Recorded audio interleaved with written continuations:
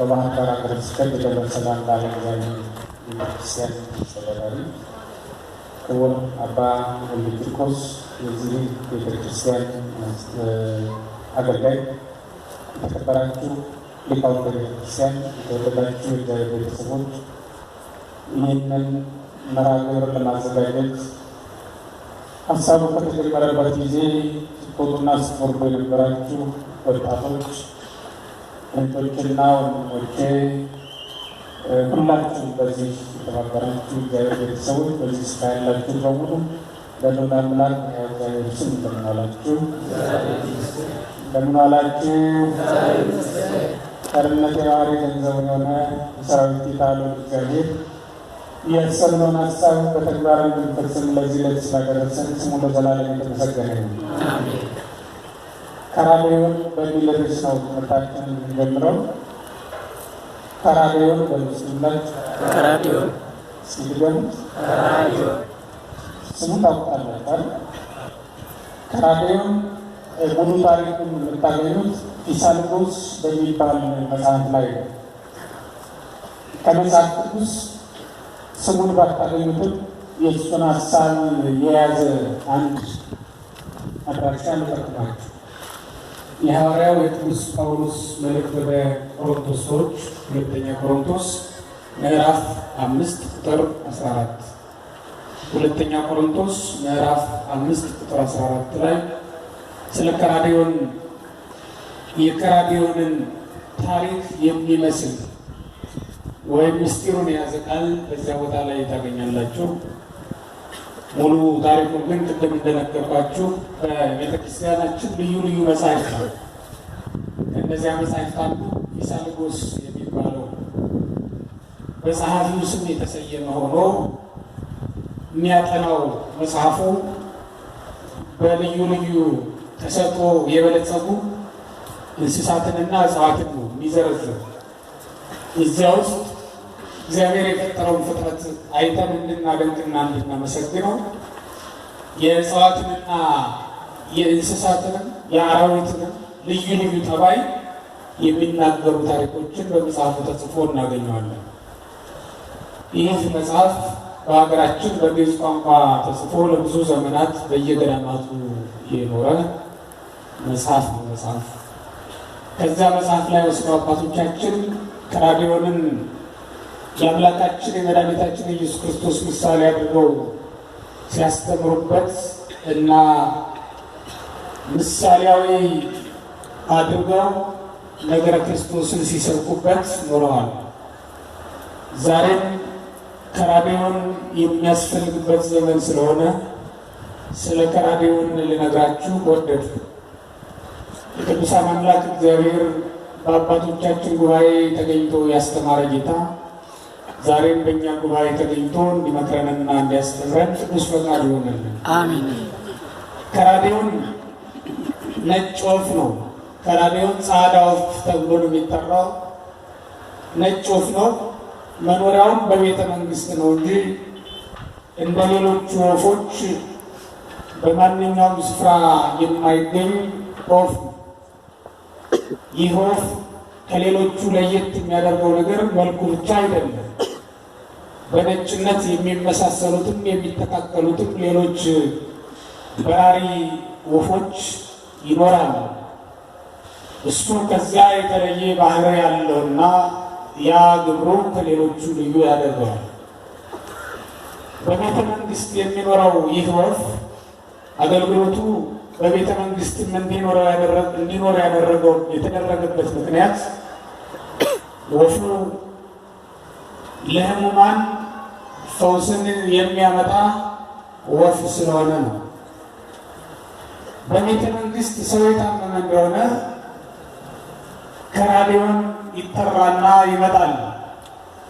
ከራዲዮንን ወስደው በታመመው ሰው ፊት ያቆሙታል። የሚድንና የማይድን በሽተኛን ለይቶ ያውቃል። ይሄ በደማዊት ተፈጥሮ የተሰጠችው እውቀቱ ናት። እግዚአብሔር ለልዩ ልዩ እንስሳት የሰጠው ጸጋ ልዩ ነው። በሽታ የሚለዩ አሉ። በተለያየ መንገድ ደማዊ እውቀታቸው ስጋዊው ደማዊ እውቀታቸው የሚነግራቸው ነገር አለና የሚድንና የማይድን በሽተኛ ለይተው ያውቃል። የማይድን ከሆነ በሽተኛው ለሞት የተሰጠ ከሆነ በሽተኛው አይቀርበውም፣ ፊቱንም ዞሮ ይቆምበታል ይላል። በዚህ ምክንያት ከራዲዮን ሊረዳው አይችልምና በሽተኛው ተቃጥሎ ይሞታል። ያንን ቀብረው ከራዲዮንን ወደ ቦታው መልሰው ይቀመጣሉ። ከዚያ በኋላ ሌላ ሰው ሲታመም ወስደው በፊቱ ያቆሙታል። በሽተኛው መዳን የሚገባው ከሆነ ግን ከራዲዮን ራሱን አያርቅም፣ ለሕይወቱም አይሳሳም፣ አይሰስትም። ይቀርብና ወደ በሽተኛው በእስትንፋሱ የበሽተኛውን ሰው ደዌ እሱ ይሸከምለታል። ከራዲዮን በሰውየው ፋንታ ይታመምለታል። ወደ አፉ ተጠግቶ በአፉ ደዌውን ወደ ራሱ ይስበዋል። ያን ጊዜ በሽተኛው መዳን ይጀምራል። ከራዲዮን ምን አይነት ወፍ ነው መልኩ ብያቸዋል? ጥቁር ነው? ነጭ ነበር። ከራዲዮን የሰውየውን በሽታ ተሸክሞ ነጭ የነበረው ወፍ ወዲያውኑ መልኩ ይለወጣል። ምን ይሆናል? ነጭ የነበረው ይጠቁራል። ይጠቁርና ዝም አይልም፣ ብርድ ብርድ ይለዋል። በሽታ ተሸክሞ የለ ስለ ሰውየው ታሟል። ሰውየው ወዲያውኑ ከደዌው ነፃ ይሆናል። ተነስቶ አልጋውን ለቆ መሄድ ይጀምራል። በሱ ፋንታ ከራዲዮን መንቀጥቀጥ ይጀምራል። ጤናው ይታወቃል። ከራዲዮ ነጭነቱን አጥቶ ጤናውን ተነስቶ ከራዲዮን ብርድ ብርድ ሲለው ዝም አይልም። ወፍ ነውና ባለክንፍ ነውና ለራሱ መድኃኒት ይፈልጋል። ወደ ላይ ወደ ሰማይ ይወጣና አየር ላይ ለ3 ሰዓት ይቆያል። ለስንት ሰዓት? ለ3 ሰዓት። ያዙት በደንብ ሰዓቱን አስፈላጊ ስለሆነ ለስንት ሰዓት ይቆያል? ለ3 ሰዓት ይቆያል። ከፀሐይ ዋዕይ ይቀበላል። ይሄ ማለት ብርድ ብርድ ብሎት ነበር አይደል? ከፀሐይ ሙቀት እየተቀበለ ይቆያል። ለስንት ሰዓት? ከዚያ በኋላ ደግሞ እንደገና ሙቀት ሲሰማው በዚያ ደግሞ ሙቀት ሲጸናበት ወደ ውቅያኖስ ይወርድና 3 መዓልት 3 ሌሊት በውቅያኖስ ውስጥ ይቆያል። ስንት መዓልት ስንት ሌሊት? 3 መዓልት 3 ሌሊት ውስጥ ውቅያኖስ ውስጥ ይቆያል። እንዲህ ካደረገ በኋላ የቀደመ ነጭነቱ እየተመለሰለት ጤናውን እያገኘ ይመጣል። ጤንነት ይሰማል፣ መልኩም ይለወጥለታል። በዚያው ሊኖር አይፈልግም። ተጣጥቦ መልኩን ለውጦ ጤናን አግኝቶ ከባህር ይወጣል። ከስንት ቀን በኋላ? ከ3 ቀን በኋላ ከ3 ሰዓት የአየር ላይ ቆይታ ከ3 ቀን የባህር ውስጥ ቆይታ በኋላ ተመልሶ እንደገና ሲመጣ ነጭ ሆኖ ደዌውን ሁሉ እዛው ባህር ውስጥ ጥሎት ይወጣል። ሰውየውም ድኗል። ከራዲዮንም በጤና ተመልሷል። ነጭነቱን እንደገና ነጭ ሆኗል። ደዌውም ድኗል። አሁን እንደገና ወደ ቀደመ ክብሩ ወደ ቀደመ ስፍራው ተመልሷል። ከራዲዮ የእግዚአብሔር ቤተሰቦች ከራዲዮን ማለት ይሄ ነው። ስለ በሽተኛው የሚታመን ነጭነቱን ስለ ሰው ብሎ የሚያጣ ነው። ከራዲዮ ነጭ የነበረው የሚጠቁር፣ ባለጤና የነበረው የሚታመም ነው። የሚድንና የማይድን ለይቶ የሚያውቅ ነው። ከራዲዮ ሊታመሙለት የሚገባውንና የማይገባውን ለይቶ የሚያውቅ ነው። ከራዲዮ ሊታመንለት የሚገባው ከሆነ ይታመንለታል። መልኩን እስኪያጣ ድረስ ስፍራውንም እስኪለቅ ድረስ ለ3 ቀናት ባህር ውስጥ መቆየት እስኪገደድ ድረስ ወደ አየርም ወጥቶ ከፀሐይ ሙቀትን ለመቀበል 3 ሰዓታት እስኪያስፈልጉት ድረስ ዋጋ ለሚከፍልለት ነገር ሁሉ ዋጋ ለመክፈል ዝግጁ ነው። ተራድኦ ዋጋ መክፈል በሌለበት ጊዜና ለሌለበት ሰው ግን ዋጋ አይከፍልም። ፊቱን መልሶ ይቆማል። ይሄ ነው ተራድኦ ባጭሩ ሲታይ። ሊቃውንቱ በብዙ መንገድ ተራድኦንን ተርጉመውታል። ተራድኦን የኢየሱስ ክርስቶስ ምሳሌ ብለውታል። ተራድኦን ምን አይነት ወፍ ነው ብያቸዋለሁ? ነጭ። ኢየሱስ ክርስቶስን ጻዕዳ ነው፣ በመለኮቱ ነጭ ነው ይባላል። ምን ማለት ነው? ነጭ ነገር ከሩቅ ይታያል። ነጭ ነገር ንጹህነቱ አያጠራጥርም። ጥቁር የሆነ እንደሆነ አዳፋ ይሁን አይሁን አይታወቅም። ነጭ ከሆነ ግን እልፍ ቢኖርበት ወዲያውኑ ይታወቃል። ለዚህ ነው ጻዕዳ በመለኮቱ የምንለው። እግዚአብሔርን በኃጢአት የሚጠረጥረው ማንም የለም። ሰው የሆነ እንደሆነ ግን ጻድቅ ይሆን ወይስ ኃጢአተኛ ብለው ይጠራጠሩታል። ጻድቅነቱን እንዴት ያውቁታል? ታምራት ሲያደርግ አይተው ጻድቅ ነው እንዳይሉት። ታምራት ማድረግ የጻድቃን ብቻ አይደለም። ሲጾምና ሲጸለይ አይተው ጻድቅ ነው እንዳይሉት። መጾምና መጸለይ እንስሳትም ይጾማሉ፣ ይጸለያሉ፣ አጋንንትም ይጸለያሉ። ከሃይማኖት የወጡ ሌሎች ሰዎችም ይጾማሉ። አጋንንትም ለዘላለም ሳይበሉ ይኖራሉ። ድንግልናውን አይተው ጻድቅ ነው እንዳይሉት በድንግልና ሆነው ከኃጢአት መለየት ያቃታቸው ብዙዎች ይገኛሉ። ሰውን በምን ሁኔታ ጽድቁንና ኃጢአቱን ማረጋገጥ ይቻላል? በምንም ሁኔታ ሰውን ጻድቅ ነው ብሎ ኃጢአተኛም ነው ብሎ መለየት አይቻልም። እግዚአብሔርን ግን ጻድቅነቱን እንጂ ሌላ አናውቅም። እግዚአብሔር ሁልጊዜ ምንድነው?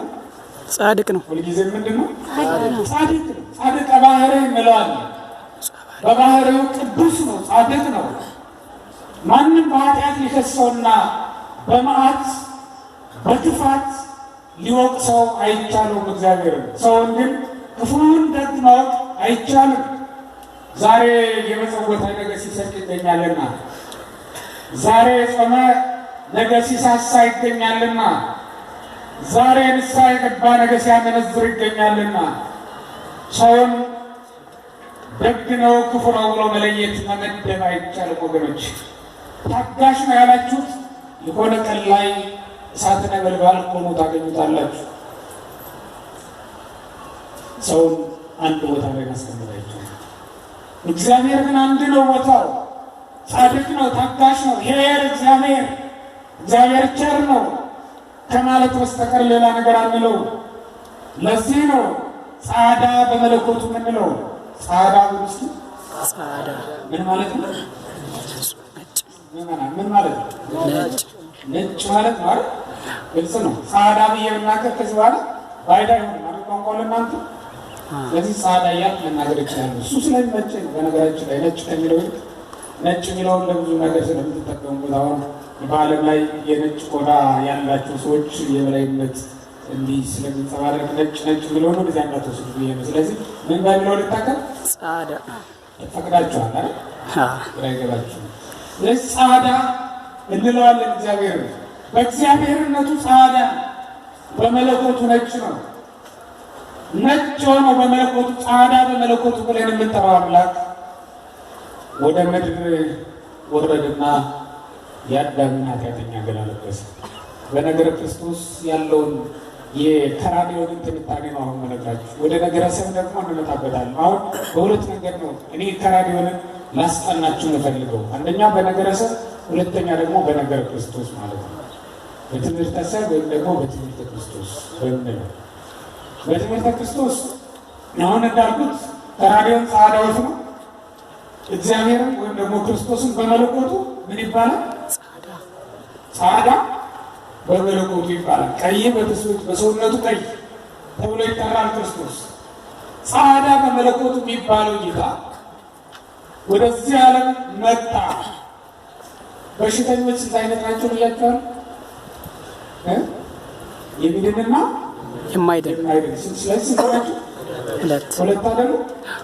የማይድነው በሽተኛ የዲያብሎስ ምሳሌ ነው። የማን?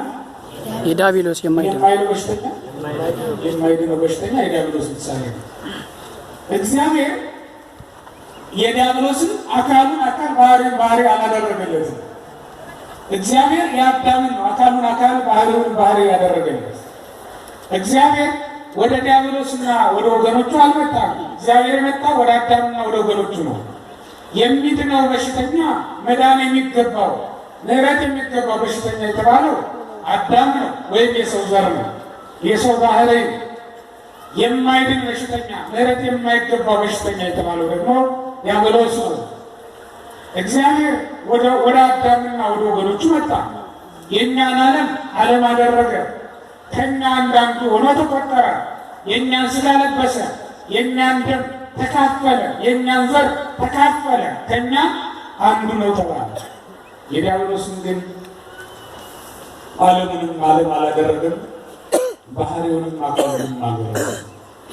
እግዚአብሔር ከዲያብሎስ ሰራዊት እንዳንዱ አልሆነ፣ ከአዳምና ከዘሩ ግን እንዳንዱ ሆኖ ተቆጥረዋል። ክብርና ምስጋና ለእርሱ ይሁን። ለዚህ ነው ከራዲዮንም በክርስቶስ የተመሰለ። ከራዲዮን በማይድነው ምሕረት በማይገባው በሽተኛ ፊት ያቆሙት እንደሆነ ምን ያደርጋል ነው ያልኳቸው? ምን ያደርጉበታል? ፊቱን ይመልስበታል። ፊቱን አዙሮ ነው የሚቆም። እግዚአብሔርም ከዲያብሎስ ገጸ ምሕረቱን አርቆበታል። የምሕረት ፊቱን መልሶበታል።